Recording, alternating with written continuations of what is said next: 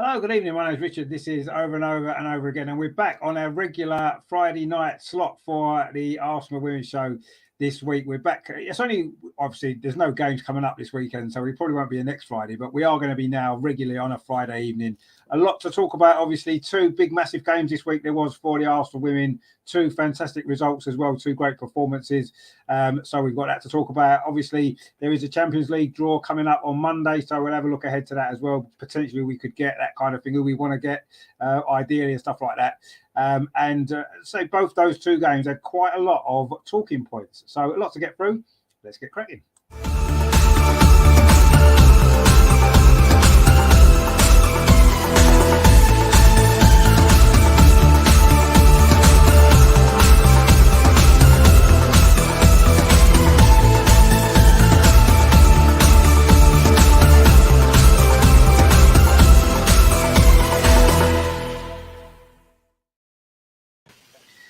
And as you can see, we have got a full house of the regular panelists with us, which is fantastic.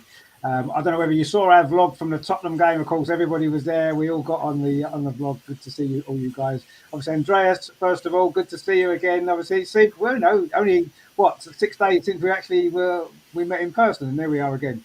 Did you enjoy your days in London that you had? Of course, I enjoyed my time in London. I saw a fantastic match in the Emirates, and I saw the match at Kings Meadow, Chelsea versus Man City. So, yeah, football busy times in London, and then back to Germany, to Munich. I saw yesterday live Munich versus Sociedad. So I had busy football days, but it's great to be back here in the show.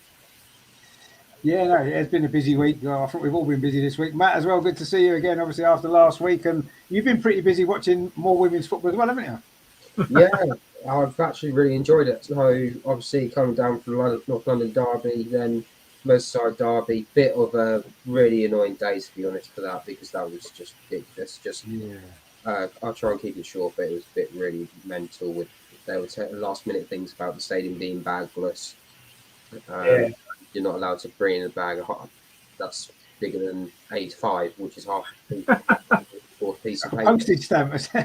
Yeah, so you're talking about unless you've got like a site. If you've got a wallet or something like that, that's literally all you're allowed in. Yeah. But yeah, and then going off to Walton Hall Park yesterday to go and see Gio again. Keeping up with Ajax, the Champions League games as well. I think so it's been pretty much here, there, and everywhere across Liverpool as well. So looking forward to Sunday as well, because I might be going to Marines, but a second preliminary FA Cup game. Gee. So I'll get to go and see the old girls again that I used to help out. They Spurs a few years back, didn't they? Yeah, the men's did, yeah. But the last season was their first FA Cup, and they got knocked out. Nice. Yeah, that's brilliant. It sounds like you've got another busy weekend. Obviously, there's no WSL games this weekend, of course, so it's good that you can get out and about and still see some women's football, which is nice. And Amar as well, good to see you again after meeting up last weekend. Yeah, it was good to see everybody, even though I was a bit late initially. Good to see you all after to rush off, and then a bit of a hectic week. But yeah, no, it's been good.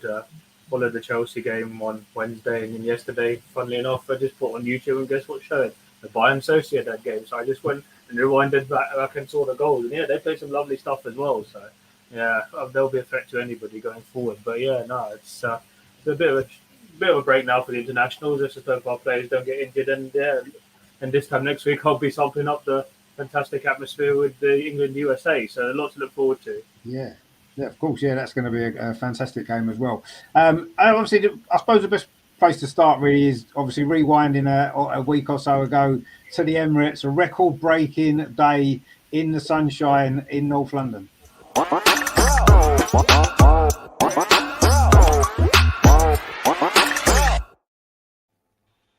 I mean, it was just an amazing occasion, really, wasn't it? You know, the crowd, the Emirates being that full for a women's WSL game was just incredible, wasn't it? And it just goes to show, doesn't it, how the game's grown so quickly in the last year or so. To be able to get a crowd that big for a WSL game is just never thought that would ever happen, you know. We've played at the Emirates, of course, before, and it's been half empty, really, hasn't it? So to get that many people in was brilliant. It was a fantastic performance as well from the team, which helped. Dominated the game from start to finish. Beating Tottenham 4-0 was always nice, and whether it's men, women, whether it's under 4, it doesn't matter. So that was great as well. Everything about the day really was almost perfect, and of course meeting up with all you guys as well, and Adam as well, and Lee Judges and a few other people. It's just a great day all round. I mean, Andreas, what did you make of it? I mean, it was a great performance from Arsenal, which was the most important thing. In front of that crowd, they had to perform, didn't they? And we did. Yeah, as you said, it's really a perfect day. Everything fitted perfectly. The atmosphere, the crowd, 47,000 people. Just the feeling to go to the Emirates, as I said on Saturday, to go to the Emirates for a women's match, and then to see 2 hours before the match all these people around. It was a feeling as if it's a men's match. So, and that's as Beth Mead afterwards said in the interview, we want to be that the new normal. Yes, why not? The women's game is worth going there and watching it, and I hope that many of the spectators who came for the first time to women's match have said, "Oh, this is very good football. The atmosphere is great. I'll come again." And the match was perfect. I think it was the best performance from our team in the season. We dominated from the first minute. And, I don't know. The Spurs had 1 or 2 shots on goal, and one had to. One reaction from her, but the other time we were dominating, and we had a lot of chances. Was very well played, and perfect day, perfect result, and as I said, many of them, of the spectators who were there for the first time, will come again. And it's great that there will be 5 more matches at the Emirates now that we secured the Champions League. So the game will grow, and we must keep this momentum and this atmosphere. It was great. It was, yeah. And what Arsenal did well this time, and maybe they learned from the mistakes of last season, the way they promoted this game. Obviously making the most of the Euros and what happened there, and the real uplift in women's football anyway. But I thought they promoted that game really, really well, actually. And it just goes to show, doesn't it, with the right marketing, women's football can fill stadiums. And that's what, other clubs now need to follow that as well. I mean, there was a big crowd. Obviously, you was at the Liverpool game at Anfield, wasn't it? I mean, I know there was a few issues there with other bits and pieces, which you mentioned on the vlog that you did, but it was quite a big crowd there, wasn't it? 30-odd thousand at Anfield for the Merseyside derby as well. So it just goes to show, doesn't it? If it's marketed in the right way, people will come and watch it, won't they? Oh, you mean right? Okay, yes. Yeah. It was just shy of 27,000, I think. So just missing out on that 30,000. But yeah, I think that is the biggest WSL attendance across a weekend. So that's nearly roughly, you could fit all the fans into Wembley Stadium. That was how many people attended those games, considering that Kingsmeadow was one of the stadiums as well. That's a huge boost. I think we do want to see that, but like we saw, I think the main problem at the moment is what we saw at Anfield with kids running around on the pitch, one growing adult deciding to do it as well. It was not nice to see, and it was also added time, but it was just one of those things that's going to happen, and they weren't prepared for it. So this is the next step, really, not just the development of the league itself, development for stewards to understand there's going to be situations like this. Whilst we saw it last season as well in the Champions League at Kingsmeadow, funny enough. It's funny that it never happens to Arsenal fans. Arsenal fans seem to be fine. They were running around. It seems to be every other club. Yeah, it does. Yeah. But no, even yesterday at Wharton Hall Park, even scoring that last minute winner, no one decided to go around jumping on that pitch. They were just happy, stamping. You've got players coming over and high-fiving, saying, yes, we did it. So it's just amazing to see that there is some dignity in the game, and just it only takes a couple of idiots to spoil it for everyone else, I'm afraid. It does, yeah, and I guess that's one of the downsides to getting a bigger audience. It's going to lead to the opportunity for more of those kind of people to come to the games, and we don't really want to see that. But ultimately, it's almost inevitable, unfortunately, isn't it? Bigger crowds are going to lead to that. But you're right. I mean, Arsenal had 50,000, almost 50,000 at the Emirates on Saturday. There was no bother, there was no trouble, there was no hassle. I do feel as though you made a good point in your blog from Anfield about maybe when it comes to the organisation of these games in the bigger stadiums, when there's, maybe the people that are organising it aren't used to the big crowds as much because they're used to maybe dealing with the women's games before. And maybe there's a few problems at the moment that need to be ironed out. And I think it will as time goes on. And maybe these games are hosted in these bigger stadiums more often. But yeah, the Emirates wasn't too bad. I mean, the bag search thing at the Emirates is always a pain anyway.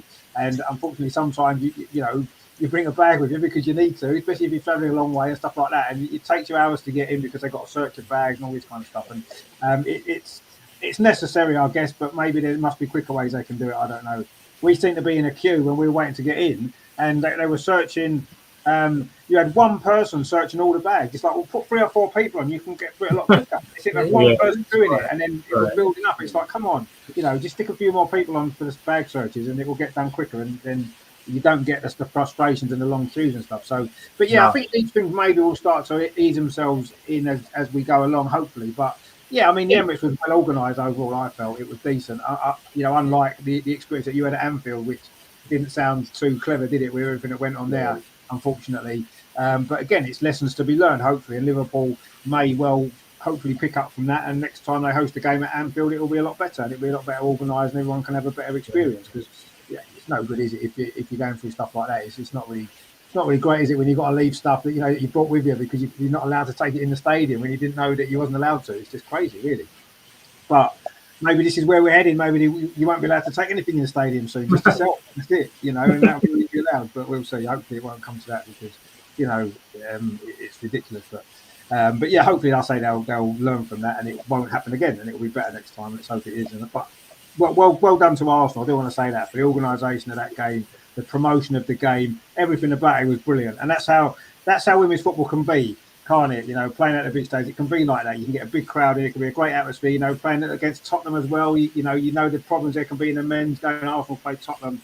None of that. It's brilliant, and well done everybody who was involved in it at Arsenal. Fantastic. I mean, Amar, obviously, you were there with us on Saturday. Mm-hmm. It was a great game as well, wasn't it? And I think that was one of the most important things for me. It would have been if it had been a 0-0 draw or Arsenal had lost, it would have been, all that big crowd, it would have almost been wasted, wasn't it? But the fact that we played so well, we won the game. And as Andreas rightly said, it should mean, hopefully, a lot more of those people are going to buy tickets for the next games at the Emirates coming up. And hopefully, they'll come to Meadow Park as well. Yeah, I mean, when they market the big games as they do, as they have done the last few seasons with women, you want them to put on a show, and they're always keen to do that. And with the style of football that they've been following, not just the men's team, well, maybe less of the men's team, the women's team in the last few years, have been known, even under Joe, but Jonas has taken it to the next level, that they're keen to put on the show. And from minute one, they were absolutely brilliant and never allowed Tottenham to settle. Barely got out of their own half. I don't remember Manu apart from doing one comfortable save in the second half, and dominated pretty much from the off against a pretty good Spurs side who you said it rightly yourself on Saturday. Or then they're going to be ruffling a few feathers this season, and for us to brush them aside as easily as we did. And when you take into account the improvements they've made the last few seasons, was mighty impressive, and it could easily have been more. And overall, they never looked unduly troubled. And hopefully with the Champions League games coming up and the games against Chelsea and Manchester United, they can encourage even more people to attend the games at the Emirates. I don't know what they said. The official attendance was about 6,000, less than the number of tickets sold. But hopefully, when they can continue to be in that region and encourage more people to come down to watch the games later in the season, assuming they're keen now that they're keener followers of women's football in general. Yeah, and I mean, I think it was, obviously it's important that women's football does cash in, if you like, on the Euro success, because it's never going to get better than that, is it? England winning a tournament at Wembley. It's never, ever going to be a better opportunity to really push women's football. And that seems to be what's happening so far, early part of this season, of course, still, but that seems to be what's happening. And let's hope that momentum can keep going and it doesn't fade off as the season goes on. I don't think it will for Arsenal, because I think we're going to have a good season, but hopefully it carries on elsewhere as well. And all the clubs get bigger attendances this season, and we start to see that the bigger grounds filling up. And we got Terry in the chat as always. He says, "Good evening, Rich the Giraffe, Amar, and MM77." And Rich's make believe friend sitting in the middle of the screen. Yeah, well, my make believe friend, he had to pull out again because unfortunately had to work. And I knew you'd say that. I did say to him when he said to me earlier that he couldn't make it tonight after all. I said, Terry's going to not believe that you're even here, a real person. But he did say he's going to appear on the channel very soon. So you just have to be patient, Terry. He is real. He will be here. He's just had a few issues with work at the minute, but we'll see. Terry says also, am I looking very dapper, nice?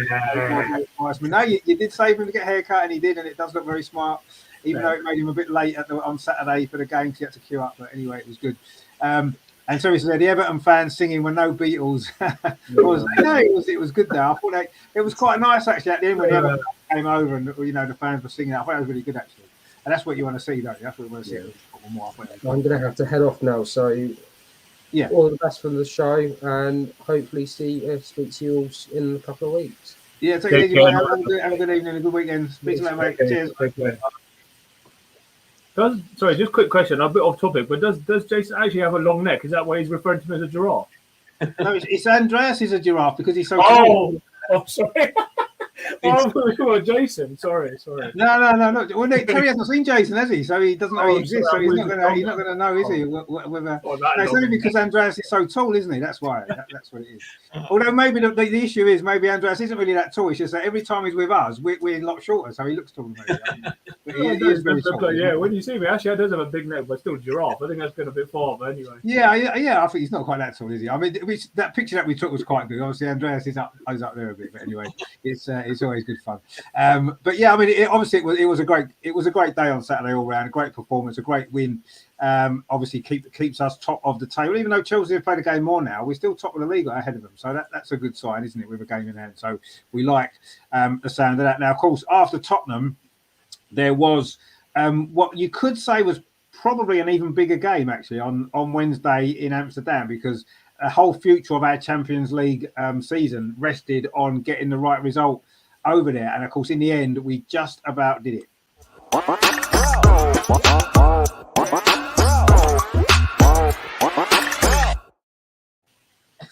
And of course, I suppose it had to be Viv who got the goal, didn't it? Back in her home nation, it was obvious it was going to be her to have the biggest influence on the game.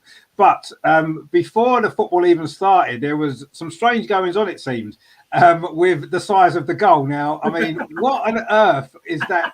What on earth was going on there? I mean, I can't believe that happened. It was just the weirdest thing I've ever known happen in football, really. I mean, if they were doing it on purpose, I can't see the point, because obviously it makes it harder for them to score as well, not just us, unless they were hoping for penalties. I don't know, and just a 0-0 draw. I don't know, but or was it, as they said, a mistake? I mean, I don't know. It's quite a big mistake, isn't it? 10 centimetres off the side of the goal is actually quite a big mistake. I personally feel that it needs to be investigated, quite honestly. And had it not been for the Arsenal staff member who kind of pointed it out, that actually this goal seems a bit small because they could reach the crossbar. If they hadn't noticed that game would probably have been played with the wrong size goals. And that would have been, for a Champions League game, that would have been just incredible, wouldn't it? I mean, Andreas, what did you make of that? Because I've never known anything like it. Have you? No, it's impossible that such a thing happens on the big European stage. I mean, it's not a friendly match in grassroots or something. It's Champions League qualifiers, and Ajax Amsterdam. It's a big European club. I couldn't understand what happened there, and I can only think that it was a silly mistake, because they wouldn't have any advantage of this. But what would have been if nobody realizes this all the match or during the match, only after the match? Would there have been a replay, or I couldn't understand. But the other thing was what happened 5 minutes before the end, after Beth was injured. This is impossible too. That the fourth official first says yes, you can make a concussion sub, and then when Lina was prepared to come in, she says, "Oh no, you are not allowed." I know, absolute madness. It can't happen on this stage. It's the biggest UEFA stage for women's football, the Champions League. Impossible. How can a fourth official not be aware how the rules are? And now I read the rules are that no concussion subs are allowed by UEFA matches. So fortunately, Jonas didn't bring Lina in because Ajax would have protested against this, and Yes, that's a good point. maybe we would have lost the match. So strange situations and unbelievable in Champions League. But for us, the only thing that counts is we have won 1-0 and we are through. So let's forget about all this chaos and look forward to the Champions League. And for Viv, it's the greatest that could happen. She's a lifelong Feyenoord fan, and Feyenoord fan to score the decisive goal against Ajax, which knocks Ajax out. This is perfect for Viv. And you could see her celebration. That actually, she doesn't celebrate often, does she? But she celebrated that goal. You knew how much it meant to her. Celebrate a little bit, yes. But for her, it was a real celebration, yeah. Yeah, for her, it was a big celebration for Viv, wasn't it? Because she doesn't normally celebrate at all. Yeah.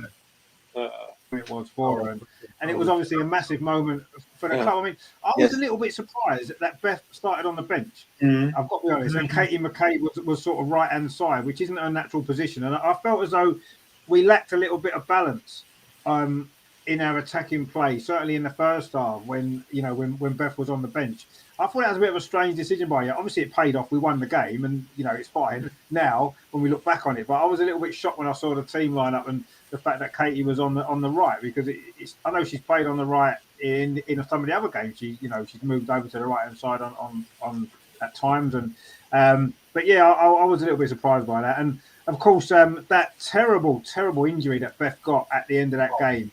I mean, that was horrible, wasn't it? I mean, when you saw it in slow motion, it was like, wow. Actually, for me, that should have been a red card. Did you think so, Andreas? Did you think that should have been a red card?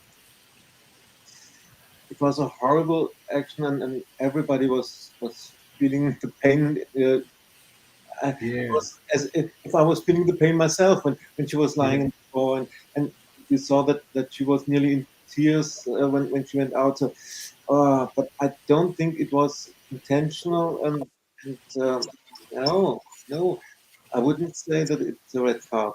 Although it was a horrible action, but the Ajax player could have hurt herself too, and I don't think that was her intention to hurt Beth. No, it wasn't. No, I don't think she intended to hurt her. I just think it was very late. And had it not been a head collision, if it had been a tackle that was that late, I think it would have been a red card. Yeah.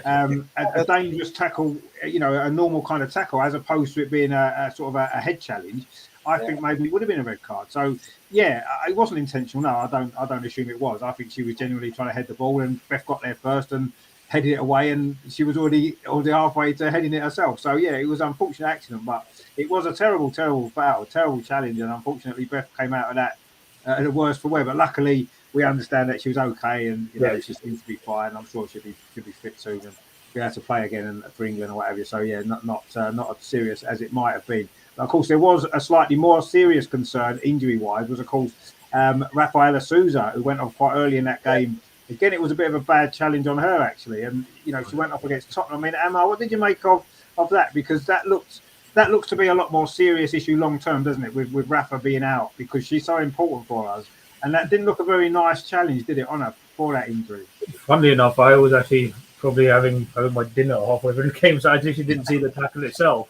Now, I'm not joking, I was, because that's around the time I actually had my dinner. But no, from what I heard, it wasn't a great challenge. Sorry, I didn't see it. But ankle injuries aren't great, and hopefully it's not too serious. But I don't want to go off topic again, but I have to give a lot of credit to Lotte Ruben-Moy, when she came in, was absolutely superb. Really solidified the back line and looked as if she's still in 23, but she looked like she's been doing for a lot longer. When she came in, she was absolutely superb and really composed, and like we've known her to be down the years at Arsenal.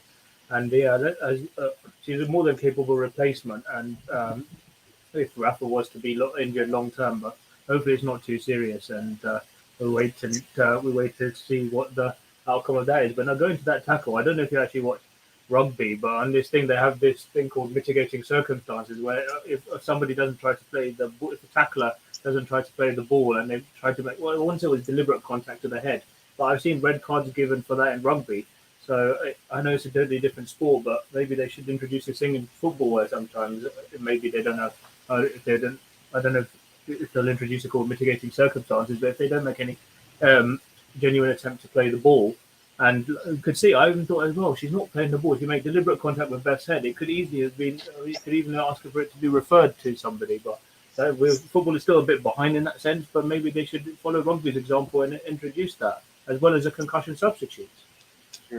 Yeah, I mean, we obviously have concussion substitutes in our leagues, don't we? So, and I think obviously Jonas assumed that there was going to be one in that game, as I did watching the game. You thought, well, obviously, we can make an extra substitution now because of that, and then they didn't allow it to happen. And I was again another strange decision, as we said before, madness really that we wasn't allowed to do that because obviously Beth couldn't carry on. It was impossible for her to play on, and that could have been important because had our Ajax scored, we would have had to have played extra. I know extra time you get another sub, don't you? So we could maybe we could maybe have done it in extra time, but you shouldn't have come to that, should it? Because we shouldn't have been down to 10 players. We should have been able to keep our 11 on the pitch due to that fact. So yeah, a lot of strange things went on that night, but ultimately, as Andreas rightly said, we got the result, and that was the most important thing. We had to win that game, and yes, it was. I thought we played well. I thought it was a good professional performance.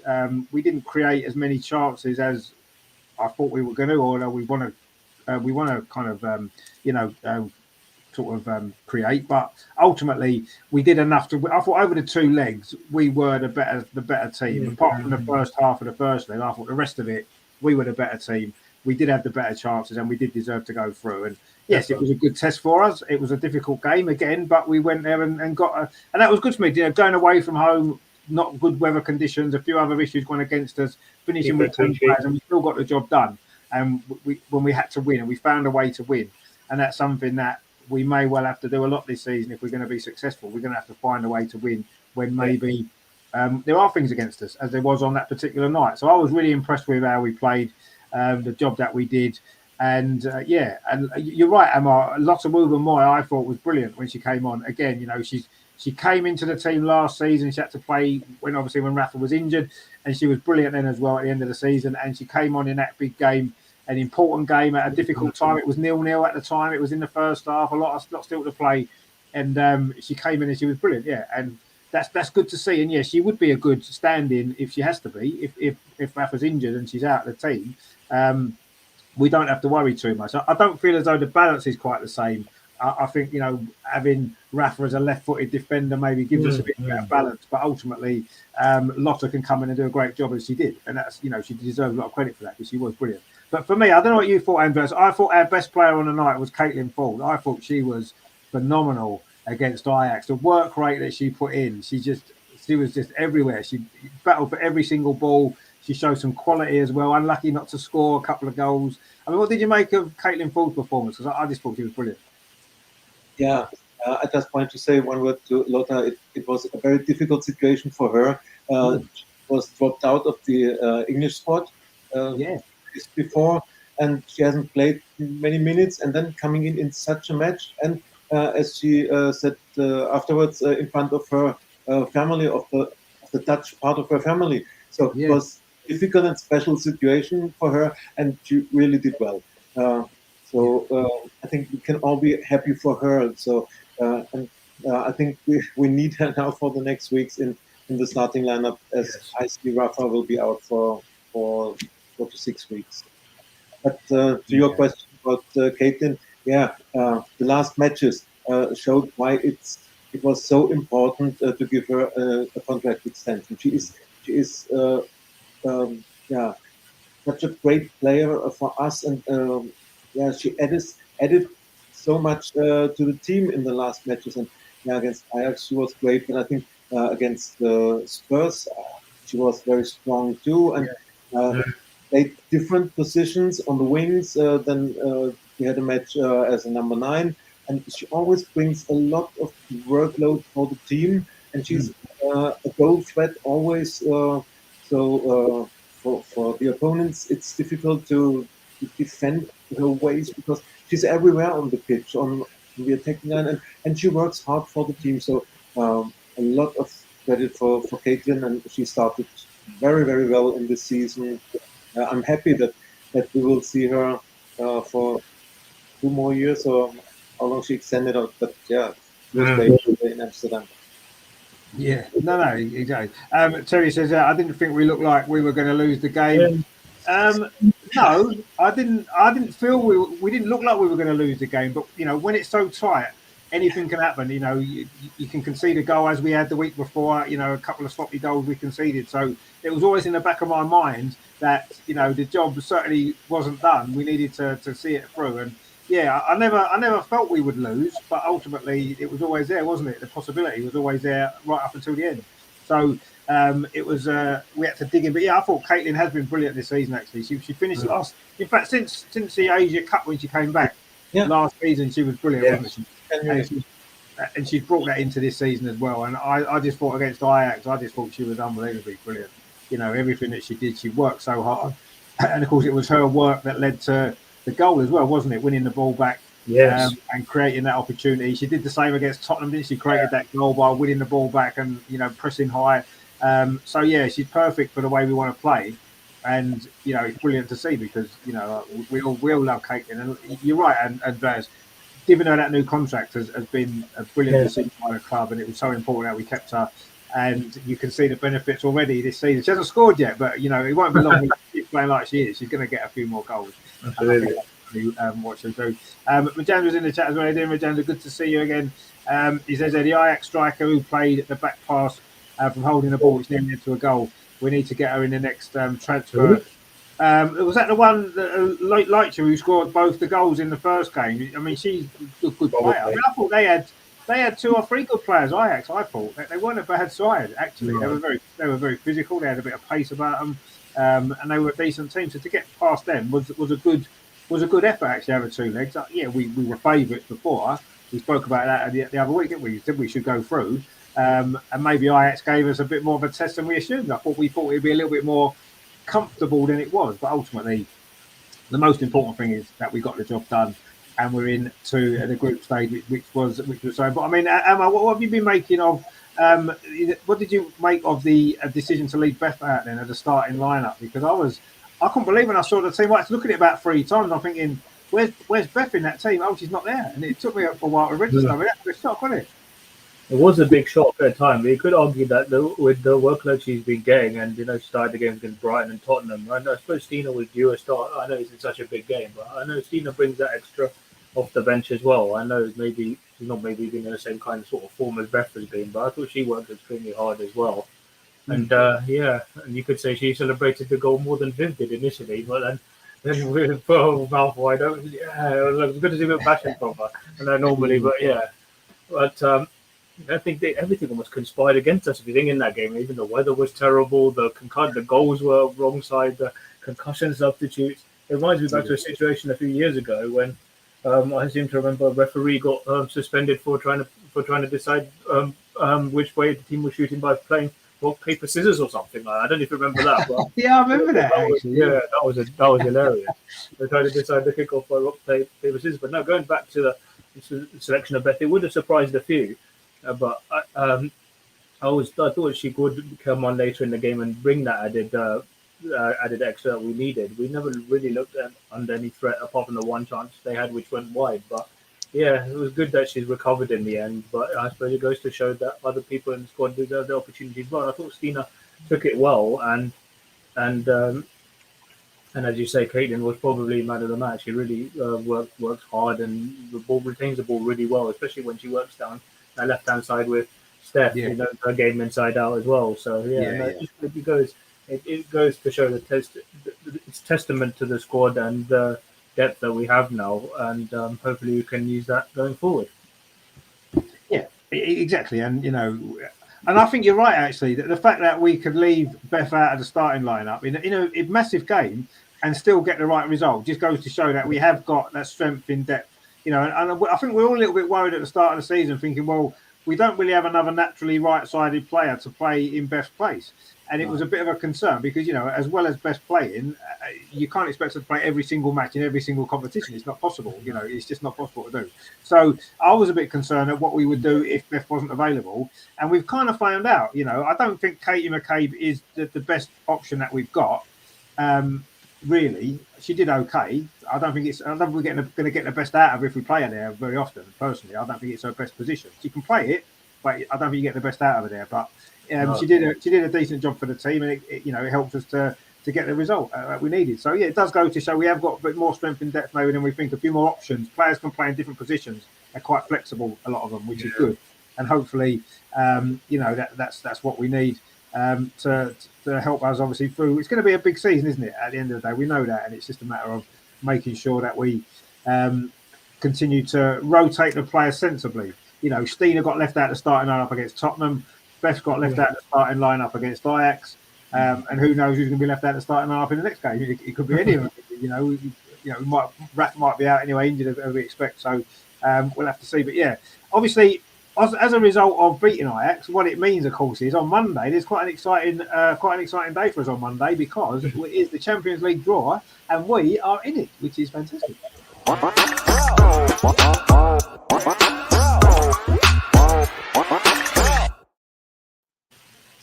Now, Matt, of course, earlier did share with us the pots of the draw. Yes. So basically, pot A is Lyon, Barcelona, Wolfsburg, and Chelsea.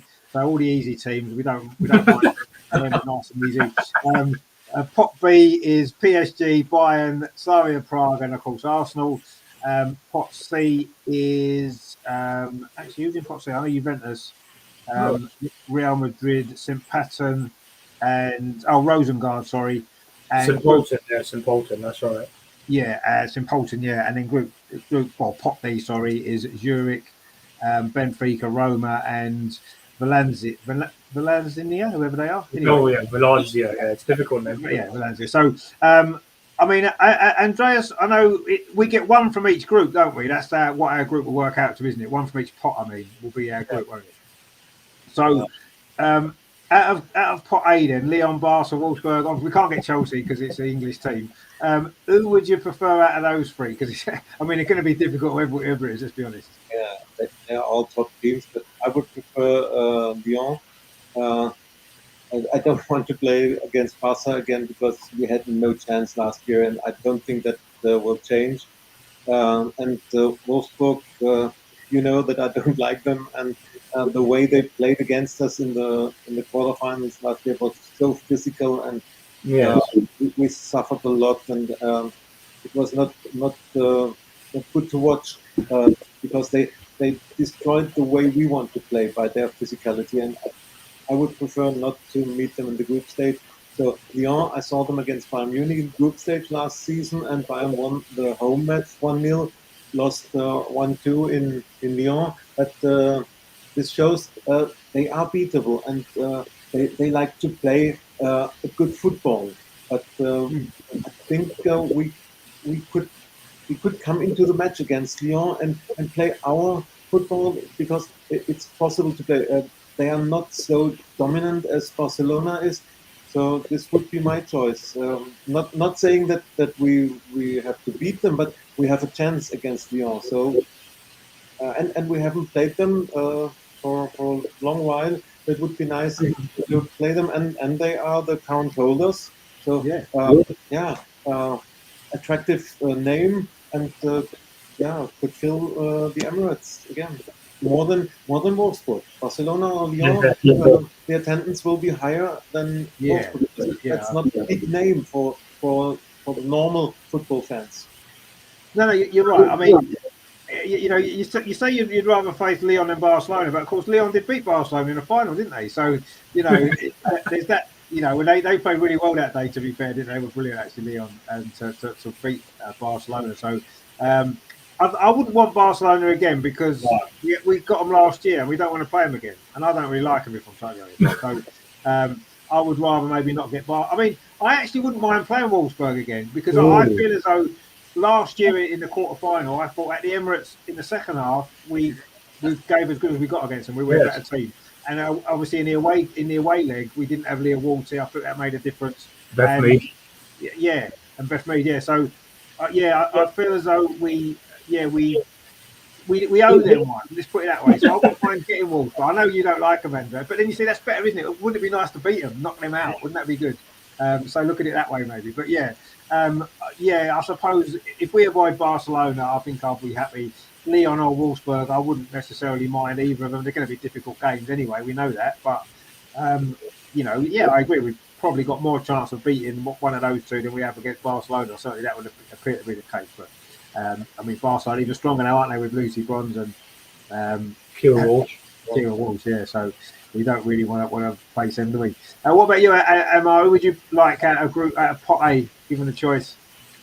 Yeah, well, I've strangely enough, I agree with Andreas a lot on this show. But yeah, he's that stage you can't disagree with him. If you disagree with him, then then it's like then you're like it's like you don't have an opinion in a way. But no, Lyon is probably the team that you'd want to. I mean, I wouldn't say the less of the three evils. I know Barcelona. Yeah, I agree. They're a team that we'd want to avoid because.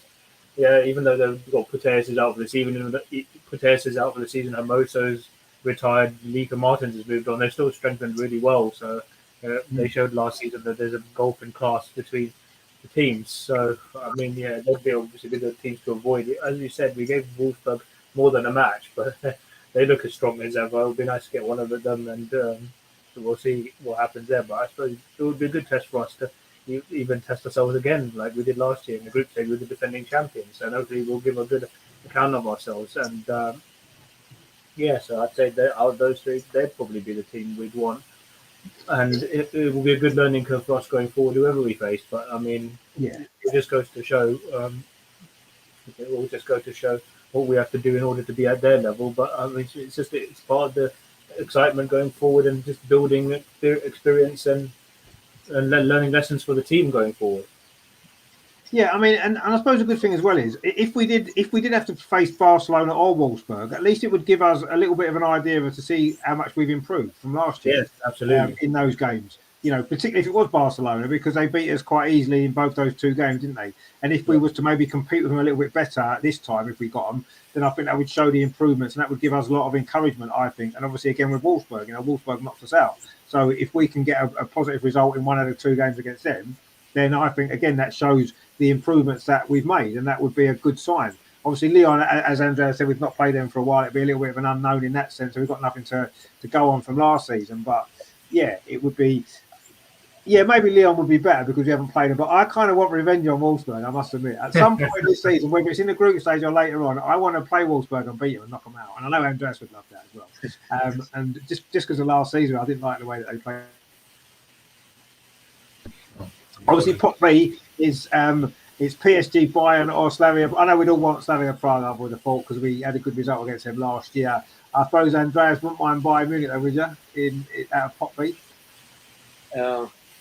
You can't draw a team out of Pot B, can you? We can't. A, C, and D. We can't get any team. Oh, no, we can't get Pot B. That's our pot, isn't it? That's our pot, yeah. Of course it is, yeah. We can't get one out of our own pot, can we? Because that would be 5 teams. So it'd be Pot C, wouldn't it? Sorry, yes, that's Rosengard, Juventus, Real Madrid, or St. Patten. I suppose St. Patten would be quite nice, wouldn't it? This would be nice for Bayern Munich because the goalkeeper, Karina Schluter, comes from Bayern. She was 2 years at Bayern Munich, then at RB Leipzig, and now she's in St. Pölten. I would prefer Rosengard. But anyway, Rosengard or St. Pölten would be okay. I would like to avoid Real Madrid and Juve. Juve would be something special because of Joe on the bench. No? But I see Juve knocked Chelsea out last year. So this shows they are a really strong team. And Real Madrid, difficult to say because they were in the easiest group last season with PSG, and the other two teams were really weaker teams. But I saw Real Sociedad against Bayern, and they were strong but beatable. So we should be the better team than the teams in Pot 3. So if we can avoid Real and Juve, it would be great. But anyway, we should be able to beat these teams. Yeah, I mean, it would be tough, wouldn't it? If we got, say, Barcelona and Juventus, that would be a really tough group, wouldn't it? When you think only two go through. that would be really, really Wolfsburg tough. and Real Madrid. All Wolfsburg and Real Madrid. Yeah. Yeah, I think I'm not that worried about Real Madrid. I know Real Madrid beat Manchester City, didn't they, in the playoffs? But I think we could beat Real Madrid. I've got to be honest. I do think we could. I think we could beat Juventus as well. But it would be that. I think Barcelona, Wolfsburg with Juventus. I think one of those two with Juventus would be a really, really. That would be the group of death, that wouldn't it? We spoke about that in the Euros. That would be the group of death for me if that was the way it came out. Yeah. But for the attendance in the Emirates, it would be great to have the names. Just imagine Barcelona, Real, Barcelona, and then Juventus. We can fill the Emirates during the week. But if you have Wolfsburg or St. Polten, people won't come on a Wednesday or Thursday to the Emirates. That's the other side. Yeah. That's true actually. But ultimately, I want us to get through. So get the easiest teams possible, and then it makes it easier to get through. Not that we can't beat Real Madrid or Juventus, because I think we can, but it's obviously a lot more difficult, isn't it? I think I don't know too much about St. Polten actually, so I don't really know what they're like. Rosengard would be okay. I'd be quite happy to play them or St. Polten, and that would be nice in that group. I mean, Amar, what would you fancy in that one? I mean, Juventus would be a great game. Don't get me right, the Emirates with Joe and stuff, it would be a great game. That'd be brilliant, but it's a more difficult, isn't it? It's funny, I should talk about group thinking about it, because Jonas used to manage Rosengard before he came to Arsenal, so it'll be a bit of a homecoming for him when he goes back there. That's true, yeah. He did. He did, and also Juventus, we just signed Lina Hurtig in the summer as well, so she'll be familiar with a few of their team, maybe give us the inside on a few of her former teammates at Juve. So there's a few little quirks there going with whoever we get, but Real Madrid have got a good. They're amongst the really improving teams now. I do watch a bit of their games sometimes, and there's a player in particular. They signed Caroline Weir. They've got Atenea del Castillo, who's going to be a superstar in the game in the few years to come. So it will be a difficult game for us. But obviously that'd be the teams we'd probably want to avoid. But I think we can we've shown, if we can show what we're made of, we can certainly give them a good game over the two legs, even though there'll be supposedly difficult places to go. But I think Rosengard will probably be or St. Polten would be the team we'd want out of there. But as Andreas was saying, the point what he was making was that they may not invite some spectators to come to the Emirates. So there's a few things going on in that group with a few quirks, as I said. But I suppose you'd want either Rosengard or St. Polten, but you wouldn't mind either Juve or Madrid. So let's see, I guess. Yeah, I mean, it's going to be if it's Juventus and Real Madrid looking at pot A, that would be it would be a really tough group. But it would be great night, great Champions League nights at the Emirates. Those games, wouldn't they? It would be fantastic. But ultimately, in your Champions, what you're there for. You're there to compete with the best, aren't you? And if you can't compete with the best, then you're not going to get very far anyway. So I guess that's how it is, isn't it? But it's going to be tough, probably. But hopefully, if we can avoid Juventus and Real Madrid, it would be better for our chances to get through. I don't have a doubt about that. And of course, a pot D or pot 4 is the so-called easier pot, and that's the whipping team, if you like, of each group. But again, you can't take anything for granted. I mean, Benfica, Roma, Zurich, and Lasnia, whoever they are. Where are they from, Lasnia? Do we know Lasnia? Albania. They're Albanian. Are they? Okay. Well, we'll have them then. Albania would be a nice place to go, won't it? In the winter. nice away leg. Cold. Yeah. It'd be funny if we got Zurich, actually, wouldn't it? Because the men obviously were drawn against Zurich in the Europa League. It'd be quite strange if the women got drawn against Zurich as well. There's so many quirks as well. Joe being the former manager of Juve, Jonas managing Rosengard, Lina now signing from Juve, and now you've got the two Swiss girls going back to Switzerland as well, potentially. So there'll be a few quirks going on there. Yeah, it was. Yeah, it was interesting. I mean, again, I suppose as Andrea said before, and I suppose you're right. We should be confident of beating anyone in that pot, whoever we get, really, shouldn't we? That should be 2 wins, shouldn't it? I mean, who would you prefer, though, Andreas? Have you got a preference for that particular pot there?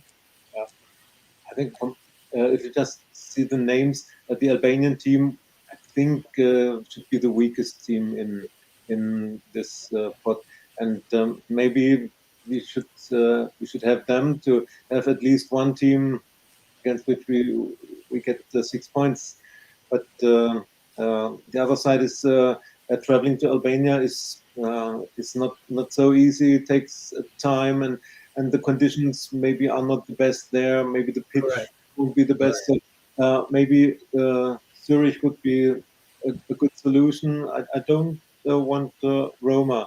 I think the Italian league is developing, and you don't know. True. Yeah, could be a surprise team. So I would prefer Zurich, and as Amar said, it would be nice for our two Swiss, for Leah and Noel, to travel to Switzerland. Yeah, no, that would be fine. And Switzerland's not that far to go either, is it? So it'd be a nice, easy trip and stuff like that. So that could be quite good. I mean, Benfica wouldn't be too bad, would it? You know, Benfica's a big name in European football that Yeah, could draw a crowd into the Emirates if it was a game against Benfica potentially. But yeah, we should be too strong for any of those teams. I don't particularly have a preference in that sense, really, because we should beat them anyway. Yeah, Zurich would probably be nice, or I wouldn't mind Benfica, if I'm honest. I mean, Amar, what would you prefer in that particular group? Benfica showed that they knocked out Rangers, but Rangers, even with the Scottish, they showed plenty of fight, but even the Scottish league isn't as maybe as strong. Not want to be disrespectful, but not as strong as some of the other European leagues we know. But they struggled to get past them, and I think Chelsea have given them a fair beating or couple in the past. So wouldn't mind them. Roma showed that they're an improving side, or Villasnia. I don't know what the travel time to Albania is, but as Andreas was saying again. The conditions and the facilities. They might have the right size goals though. They might not have a very good pitch, but I bet they have the right size goals in Albania. I bet you they do. Oh, I don't know. That was just comical.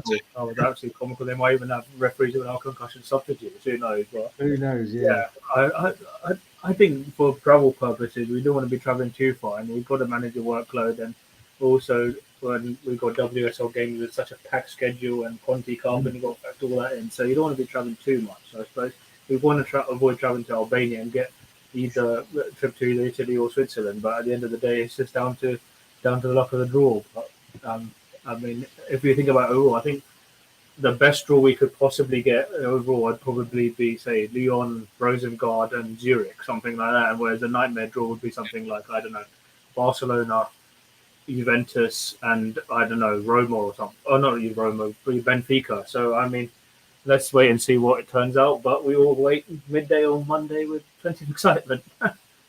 Indeed. And I mean, Terry's actually made a very good point here, which maybe we haven't really thought about too much. He says, I don't think anyone will want to play us by choice. No, and that's actually a good point. They probably won't, so maybe we're worrying overly about some of the opponents that we might get, but they'll be more worried maybe about us. Yeah, perhaps Barcelona might not be too much because after last season, but that's a good point. Maybe we need to worry less about them and let them worry about us, because at this moment in time we're playing well, aren't we? We're top of the league. We're scoring goals. We look a very balanced team. We've got a fucking threat. We're solid at the back generally, and I think we've got an opportunity to do well. But let's, as you rightly say, Amar, let's see what Monday brings us midday, and let's see what. I mean, the good thing is, whatever happens, we've done what we needed to do. We were in the draw. We're there. We're going to be playing these 6 group games, wherever we happen to have to play, and it's going to be exciting. 3 games at the Emirates, as we know, and 3 difficult trips away into Europe, as they all are. And let's hope that it's a nice draw for us, and we can enjoy the games and hopefully progress again into the knockout stages again, which would be nice. And who knows, when you get there, anything's possible, as we saw last season. Some of the results in knockout stage didn't exactly always go to the form book, did they? So who knows? But it's good that we're in it, and I'm looking forward to Monday with a bit of excitement, see who we get, and I'm sure we'll all be watching with bated breath, looking to see who we get. So it's going to be good. Obviously, there's no WSL games for 2. Why is it 2 weeks? Do we know why there's no games for 2 weeks? Is there a reason? Because I think, I don't know if it's in general, but my hazard, because we're playing USA next Friday and then Czech Republic the following week. I don't know if everyone across the board has 2 international friendlies, but it is a bit odd that there's such an early stage of the season to have such a long break. But that would probably be my best guess. At least they could play the matches from the first. It's not a bad shout. Yeah. Chelsea has already played theirs against West Ham, but the others on this weekend, or on maybe Sunday to. Very, very odd. This weekend is totally free. The Lionesses are playing only on next Friday, so it will be to play this weekend. The German Bundesliga has a normal day, Saturday, Sunday. They're playing, and Very on odd. Friday, the German Yeah. national plays against France. So I don't know why the WSL has this early break. No, I find it strange. And what'll end up happening is later on in the season, everybody will be moaning, "Oh, there's too many games. We can't fit all the games in." Well, you've just wasted a week now. And we didn't waste our week, but we had another week taken away from us because of the games getting postponed. So we had a week there. We've now got another week off quite quickly on top of that one. And I agree that what they should have done was arranged all of those games instead of Chelsea playing the other night and Everton playing last night. They should have put all them on this weekend. Why did they have I don't understand what the break's for. It doesn't make any sense. We've only played 3 games. What do we need a break for? It seems crazy. But I don't know. I'm baffled by it anyway. So we haven't got another WSL game. In fact, maybe with Beth's little injury and with Rafa's injury, maybe it hasn't done us too bad for us not to have a WSL game this week. Although I'm sure the squad would have been good enough to have beaten Reading if that was who we were playing. But yeah, so we've got 2 weeks without a game, which is a little bit frustrating when we just sort of building up a little bit of momentum. We've had some good results. We're starting to get into the season, and suddenly we're off for 2 weeks, which is very, very strange. But anyway, we will have to deal with it. I guess all you can do, isn't it? And come back in a couple of weeks' time. Hopefully, as we said before, everybody comes back from internationals fit and healthy, ready to play. Hopefully, Beth's okay. I'm sure she will be. Rafa may not be fit anyway, regardless of the international break or not. I think we may have to play without her for a little while. But yeah, I'm a little bit puzzled as to why that is. Terry says, will you be talking about the draw on Monday night show as well? Spurs 4-1 this weekend. Well, I mean, obviously we'll be doing a show on Monday night. I was looking back at the Spurs game and looking ahead to obviously the Europa League midweek, of course, for Arsenal men on Thursday.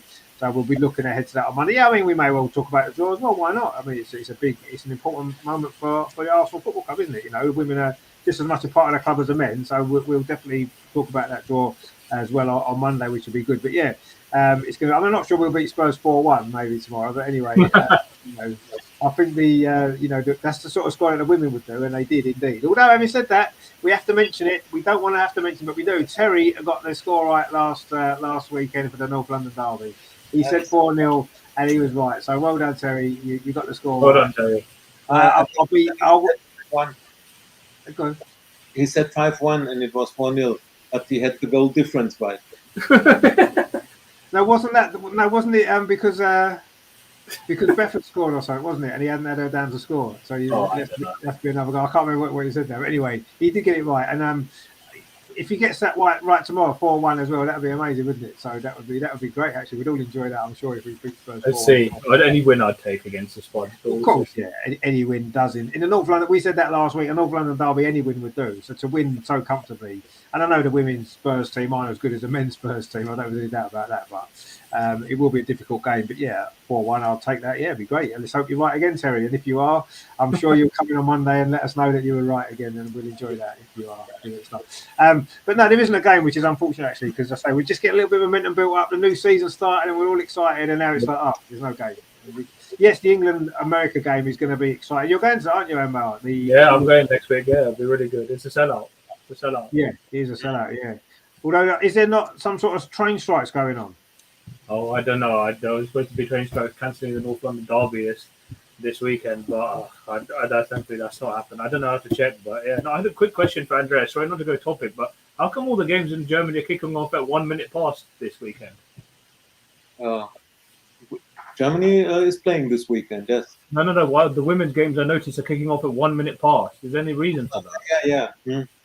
I don't know. We were asking ourselves yesterday why this is. I said, is this 1 minute tribute to the Queen or what? I don't know about that, but yeah, it was struck me as a bit odd. Like they're kicking off 1 minute past the scheduled times, but anyway. Yeah. Oh, there you go. Exactly written on the ticket. This 1 minute kick off 13.01. Yeah, that was a bit weird. Wow. That is very strange, actually, isn't it? What would there must be a reason for it. There's got to be something that there's got to be something behind it, hasn't there? Yeah. But Wow. We were asking ourselves yesterday, and nobody had an idea. We were all laughing about it. Yeah, it is a bit of a strange one, isn't it? But no doubt there will be a very sensible explanation. I'm sure it'll maybe come out over the weekend. We'll see. I mean, not that it matters too much, I suppose, if it's a minute after. But anyway, it is a bit strange. Amar, have you got a question for us? Because you said you had a good question, so we can't look forward to it. Yeah, I did. Yeah, well, good the intro. Yeah. Actually, what I'll do, I'll play you a little intro then, because we love a little intro, and then you can give us your fantastic new quiz question. Yes.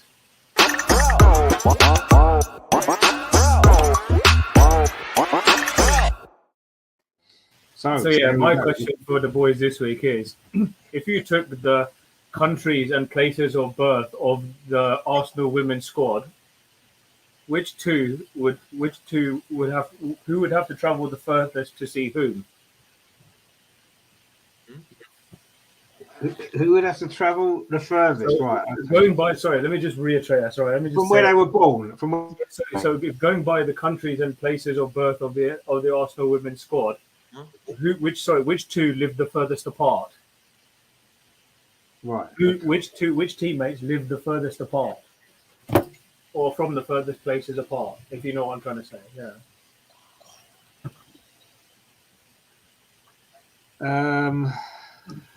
Must be the Australians.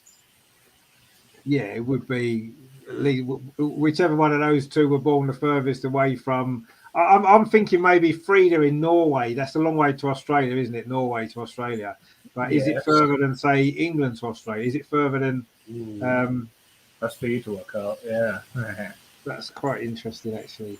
Yeah, which two teammates lived the furthest? Norway's probably closer. Anna and Caitlin or Steph. Sorry? Japan, Australia. No, Japan's a lot closer to Australia than you think, Andrea. Yeah, I think Japan would be a lot closer to Australia than England, for example, wouldn't it?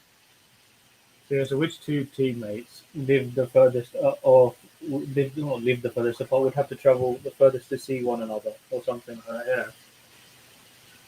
I just didn't get that question at all properly, but no, I get. I answer what you mean. From when they were born, which two were born the furthest apart? Yeah, no, I get born what the you mean. furthest apart. Yeah, sorry. I get what you mean. It's just trying to work it out geographically. Yeah. Which comes. I mean, obviously, it's obviously it's either Steph or Caitlin is one of them, because the Australians, and it's going to be which is the furthest other place from Australia from where one of them were born. That's what we've got to try and work out. And obviously, which place in Australia they were born. That's perhaps the other side to it as well, maybe. Yeah. I'm trying to think, actually.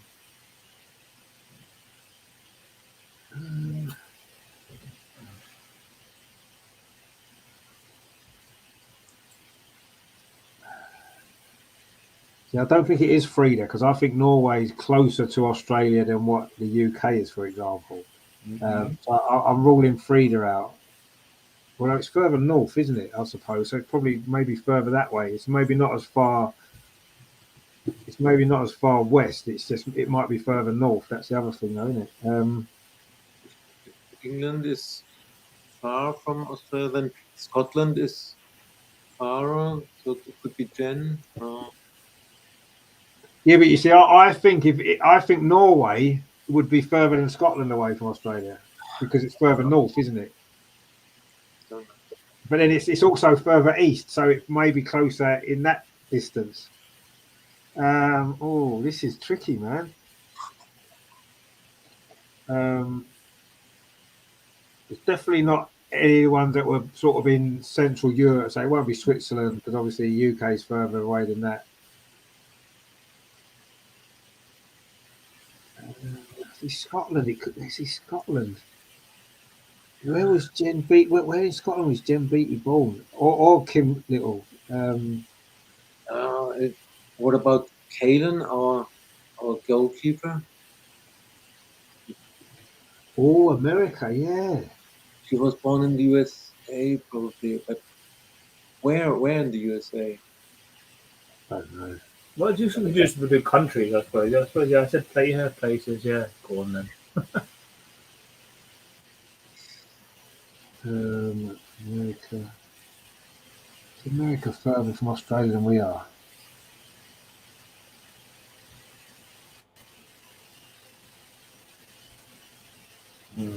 was to work out. Mm-hmm. It's a long way from America to Australia, but it's a long way from England to Australia as well. Well, you've gone off again. Oh, that's fine, yeah.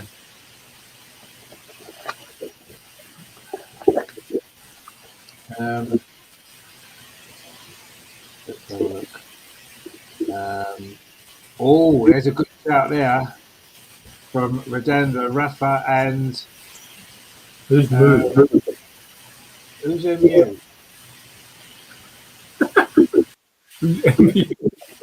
Who is MU? Redenda's an American goalkeeper, and Caitlin. Is America further away from Australia than the UK? That's my kind of question. See, Rafa's quite a good shout actually, because obviously Brazil.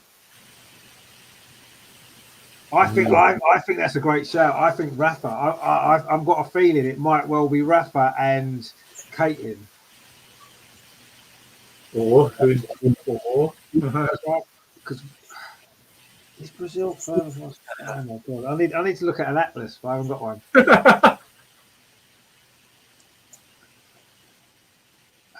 See, I see Rafa's a good shout, you know.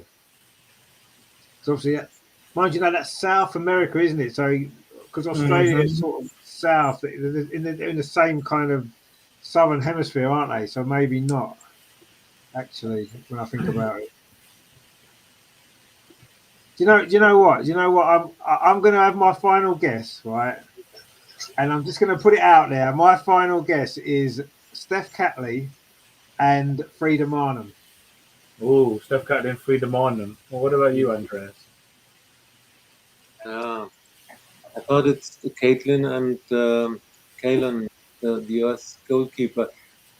But my last thought is, what if we are wrong with Caitlin or Steph and it's not Australia?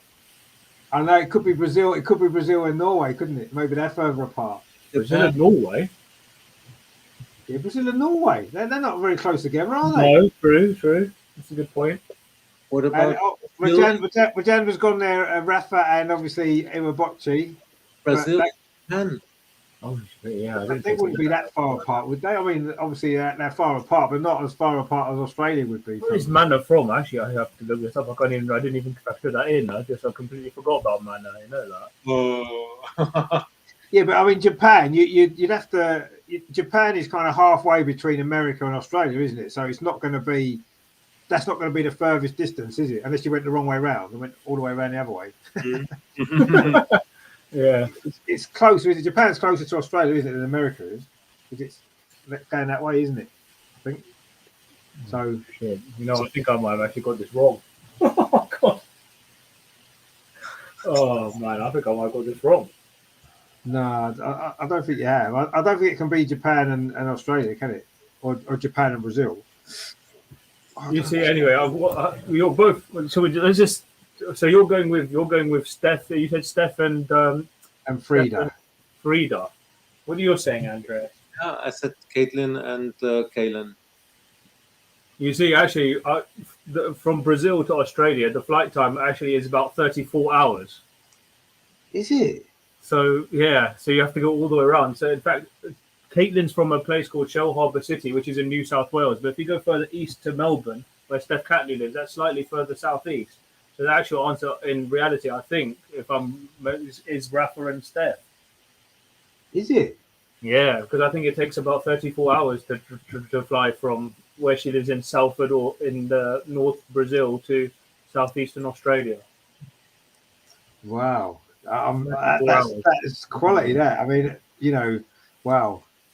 That's see. I would have thought like even the UK would have been further away from Australia and South America, but obviously not because it's only 22 hours, isn't it, from Heathrow to Australia, isn't it? Something like that. 22 hours. That's right. Yeah. Yeah. So because I've got a cousin who lives in New South Wales. Wow. Okay. Well, there you go. I didn't know that. That's maybe the plane should fly the other way. Would it not be quicker if it went the other way around? Yeah. No. You see. But then I just looked up as well. That actually, Japan to Brazil is 34 hours. So I don't even know that's what confused me. It says that Japan is further north. Yeah, it probably is further north. Yeah, but I thought it's in between, isn't it? But I suppose I don't know. Is that what the flight time is from Japan to Brazil? Japan to Brazil is saying 33 hours. So maybe I actually got it wrong. It's actually Manor and Rafa. Wow. Okay. It's either Man and Rafa or Man and Stefan Rafa, but sorry about the confusion there, gents. But yeah, no, he did pretty well, I would say. That is an interesting question actually, because you don't often think how far away certain places are from certain others unless you're going there yourself and you're looking at the flight times. You don't really think too much, do you? I mean, who would know how far it is from Japan to Brazil on a flight? Who would know that unless you've done that route yourself or you've looked into going that way? You wouldn't know, would you? Because most people wouldn't take that route. So it's an interesting question. Yeah, but I mean, it's either way. It's a long way away, isn't it? 33 hours on a plane is a long way to fly, isn't it? It's not something I would fancy too often. I've got to be honest with you. No, Scotland, Norway, USA is about 24, 26, 27 hours, but yeah, Japan and Brazil are longer. Wow. Well, there you go. You learn something new every day, they say, and I've certainly learned something new today about world geography, which is nice. Oh, there you go then. And flight times and stuff like that, which is always good. Obviously, Andreas, a little bit further than you coming to London, isn't it? Yeah, it's 1 hour 40. It's about 22. You could fly to London and back about 20 times in the same time it would take to go from Rafa's house to Manu's house. That'd be good, wouldn't it? Do you know whether Matildas are doing their next 2 home matches? The Australian national team? No. Huh? The next 2 home matches are in London at Kings Meadow. What? Are they? Yeah.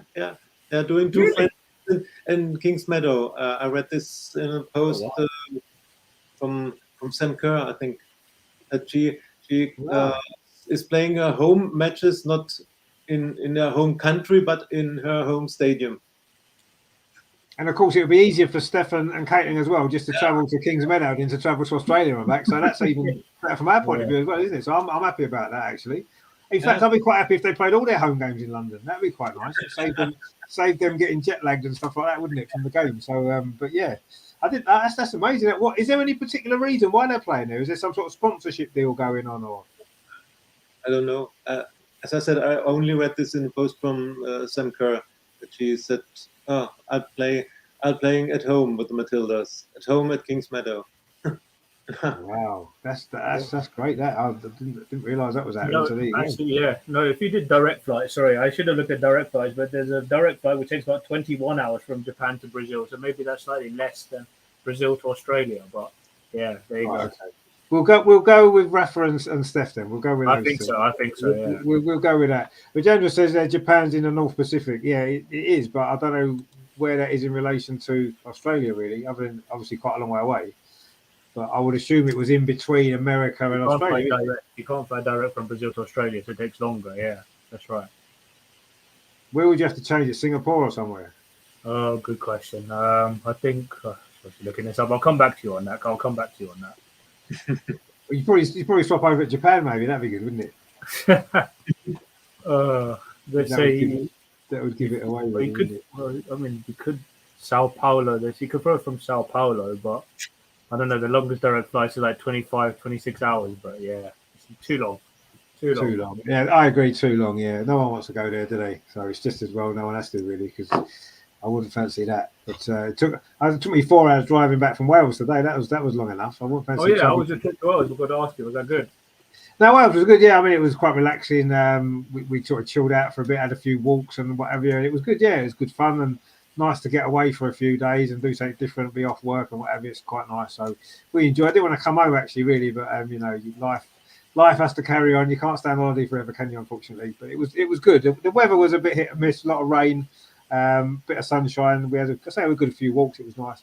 But yeah, unfortunately, back to real life now and back to work on Monday, which is a shame. But anyway, it was good fun.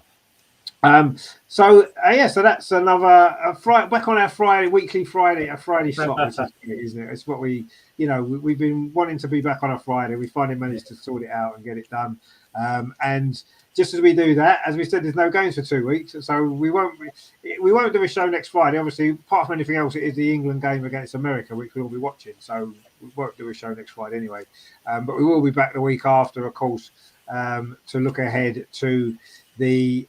We'll talk about the Champions League draw. We can look ahead to the Reading game as well, and all that kind of stuff that's going on when the WSL kicks back in again, which will be nice. So we'll have a week off on next week, obviously, and we'll watch the England game, and I'm sure we'll enjoy that. I mean, Amar really enjoy it, actually being there. That'd be great to see the Lionesses, the champions, European champions against the world champions. Yeah, it's like the Community Shield, isn't it? It's like the international version of Community Shield, which is good. So let's hope that obviously England can win. We always like beating America if we can, so it'd be nice to win that game. And then I say we can then look forward to the WSL returning, which we'll all enjoy, I'm sure. Looking forward to that Reading game and see what the Champions League draw brings us. Exciting stuff. Let's hope that it isn't Barca and Juventus. Let's hope we avoid that, or Wolfsburg and Juventus. Let's hope it's a little bit better, a little bit kinder to us, and we can enjoy that as well. So yeah, we won't be here next Friday, but we will be back the week after. We will be covering that England game. I'll do a watch along on the channel actually of that England versus America game, because that's going to be really, really good. Of course, tomorrow there's a little game being played at the Emirates. It's the second North London derby on consecutive Saturdays, which is probably the first time that's ever happened ever in history. So it's going to be good tomorrow. Of course, Arsenal against Tottenham. So I'll be doing a watch along of that game. Go live about 12:20, 12:30 kickoff. So please join me for that if you can. And then, of course, Monday, as Terry mentioned before, we'll be back on Monday. The Arsenal review. We've had a couple of weeks off. There's not been a lot going on. So we're going to be back on Monday, look back on the Tottenham game, look ahead to the European game, obviously next week's game against Liverpool as well. So lots. No, actually, Liverpool's the week after, isn't it? I think. Liverpool's the week after, next week, isn't it? Yeah, Liverpool's next week. And then, yeah. So then it's Leeds the week after. Yeah, so we'll look ahead to all of that as well. That's on Monday, 8:00. So we'll have the panel in for that game. That's going to, for that show, that's going to be really good. And of course, it is Europa League week as well. So we'll be doing a watch along on Thursday of that game. So we'll have to move. The Arsenal social shall be on Tuesday. Social Extra with Adam and Steve, that'll be on Tuesday this week. And on Wednesday at 5:00, we have got a very special guest joining us live on the show. It is former Arsenal midfield player Paul Davies. He's coming on to have a little chat about his book that he's just released and his career at Arsenal, what he's up to now, all that kind of stuff. Brilliant to have him on. One of my very, very first Arsenal heroes. He was in the 80s. So looking forward to that. That's at 5:00 on Wednesday as well. So that's coming up this week. So that's going to be really, really good. So please put that in your diary and join us for that. But I say before that, of course, it's the big one tomorrow, North London derby, the second one in a row. It's going to be, can we beat them 4-0 2 weeks in a row? That would be history. And Terry would be right. Well, if it's 4-1, Terry would be right. No doubt they'll get a penalty. That'll be their goal, I expect. So please join us for that. I say about 12:20 we'll go live ahead of that game. Anyway, well, that's all to come. In the meantime, of course, Andreas, thank you very much for joining us again. Have you enjoyed being back on a Friday night? Where we should be on a Friday, shouldn't we? To usher in the weekend. This is our regular date, and it's the start of the weekend. That's good. And I really enjoyed the show, and looking forward to what's coming. When we do our next show, we can not only look on the Reading match, but also on the first match of the group stage. Correct. Yes, that's just 3 days after. That's right. Oh, of course, yeah, that's right. It will be, won't it? Yeah, of course. So yeah, lots of exciting stuff coming up, and there's going to be so many games to fit. I don't know. I'm going to get them all fitted in on the channel. Actually, there's so much going on. Now with 2 teams in Europe this season, it makes it even more difficult to fit everybody in, doesn't it? But anyway, I'm sure we'll do it.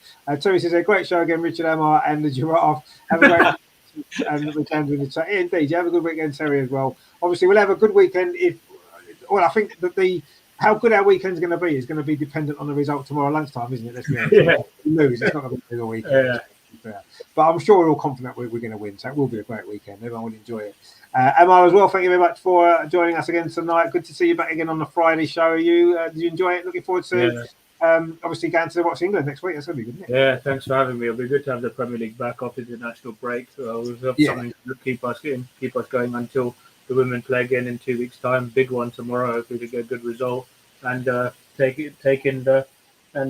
busy month in general ahead before we start thinking. We'll look forward to Qatar in just a few weeks' time. So let's not look too far ahead. But thanks for having me again. And I look forward to next week, which will be great at Stella Wembley. I've never been to see USA live. So yeah, Yeah, fine. that's No, that'll be great. That is what a great game that's going to be as well.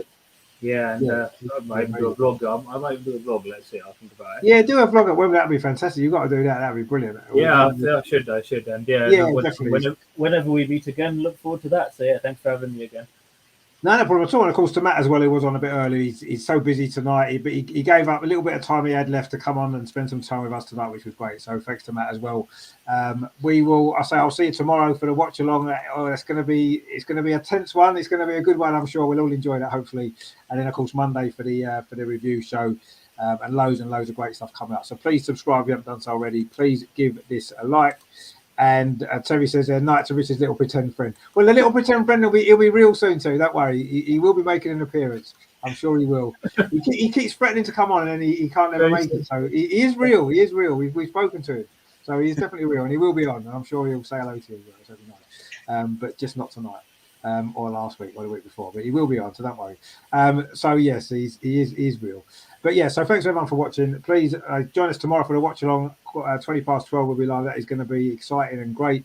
And then of course we'll see Amar at Wembley, of course, on Friday for the England game, and we'll be here on Thursday for the Europa League as well. Loads and loads of great stuff. I mean, it's just non-stop at the minute, isn't it? We've got so many things going on. It's great stuff. But yeah, so obviously thanks to Andreas for tonight and to Amar and Matt as well earlier.